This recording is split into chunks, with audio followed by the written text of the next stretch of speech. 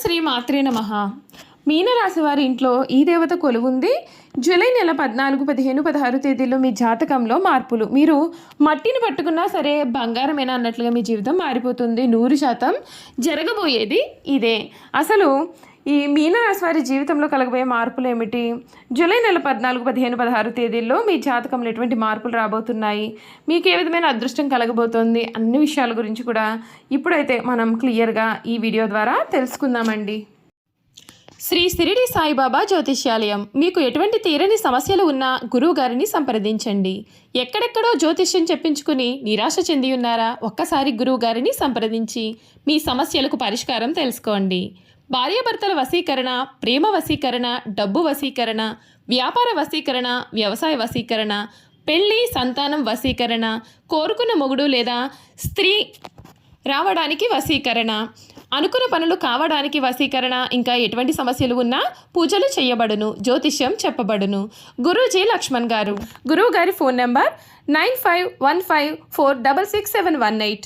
దూర ప్రాంతాల్లో ఉన్నవారికి కూడా ఒకే ఒక్క ఫోన్ ద్వారా వెంటనే పరిష్కారం చెబుతున్నారు.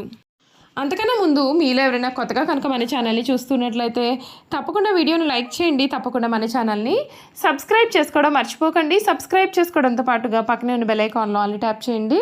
ఈ విధంగా చేయడం ద్వారా మేము పెట్టే ప్రతి వీడియో కూడా మీకు నోటిఫికేషన్ రూపంలో కనిపిస్తుందండి. మీరు మిస్ కాకుండా మన వీడియోని చూడగలుగుతారు. ఇక వీడియోలోకి వెళ్ళిపోయి మీనరాశి వారి గురించి పూర్తి విషయాలు తెలుసుకుందాం. ద్వాదశ రాశుల్లో మీనరాశి చివరిది. రాశి చక్రంలో 12వ రాశి మీనరాశి. పూర్వభద్ర 4వ పాదము, ఉత్తరభద్ర 1, 2, 3, 4 పాదములు, రేవతి 1, 2, 3, 4 పాదాల్లో జన్మించిన వారు మీనరాశికి చెందుతారు. ఈ రాశి వారికి అధిపతి గురువు. ఈ రాశి చక్రంలో చివరిది. మీనరాశిని శరీరాశి, ద్విస్వభావ రాశి, జలతత్వ రాశి అని పిలుస్తారు. 2 చేపలు ఒకదాని తోకవైపునకు మరి ఒక దాని తల ఉన్నట్లుగా ఈ రాశికి సంబంధించినటువంటి చిహ్నంగా శాస్త్రాలలో చెప్పబడి ఉంది. మీనరాశికి సంబంధించినటువంటి వారి జీవితంలో ఈ సమయంలో చాలా మార్పులు అనేవి మీరు చూడబోతూ ఉన్నారు. మీ జీవితంలో మీరు మునుపెన్నడూ కూడా చూడలేనటువంటి అదృష్టాన్ని కూడా ఈ సమయంలో చూస్తారనే చెప్పాలి. ముఖ్యమైన విషయాలలో మీకు చక్కటి అనుకూలమైన ఫలితాలు అయితే ఉంటాయి. కుటుంబ సభ్యుల సహకారంతో కీలకమైన పనులు కూడా మీరు ఈ సమయంలో పూర్తి చేయగలుగుతారు. తప్పుదారి పట్టించేవారైతే ఉన్నారు కనుక మీరు జాగ్రత్తగా ఉండాలి.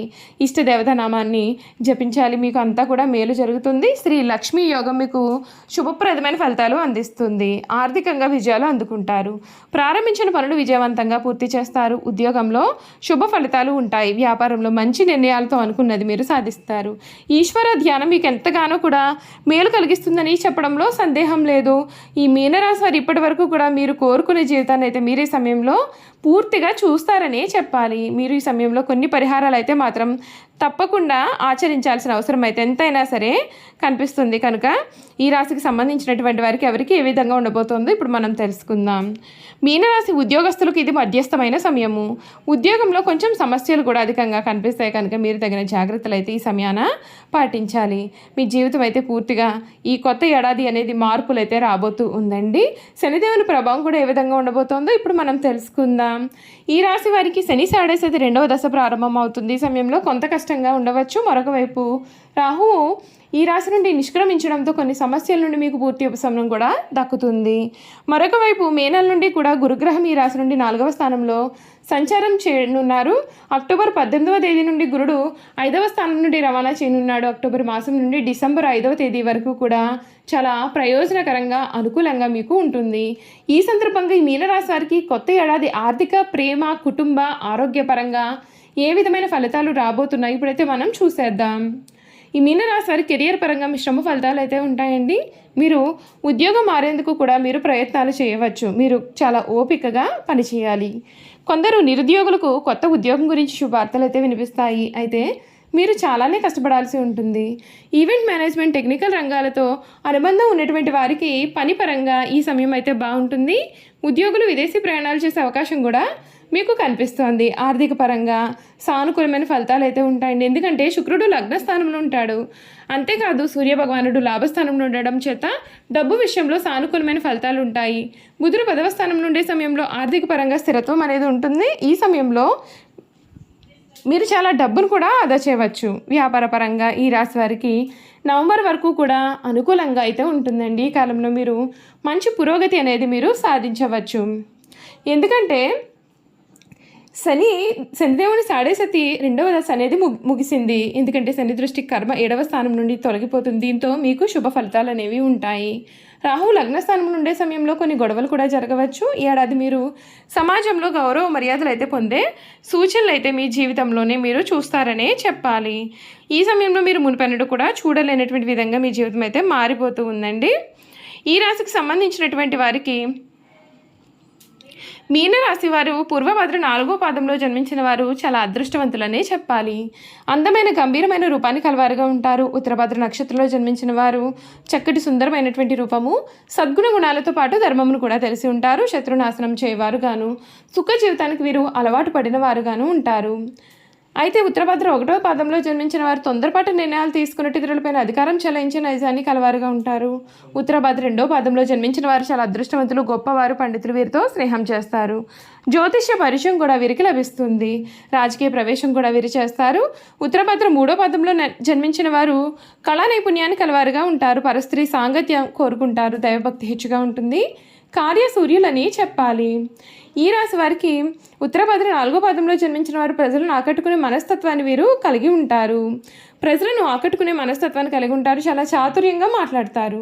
రేవతి నక్షత్రం 1వ పాదంలో జన్మించిన వారు అందరి గౌరవ మర్యాదలు పొందుతారు. చాలా అదృష్టవంతులు, సుఖ జీవితానికి వీరు అలవాటు పడతారు.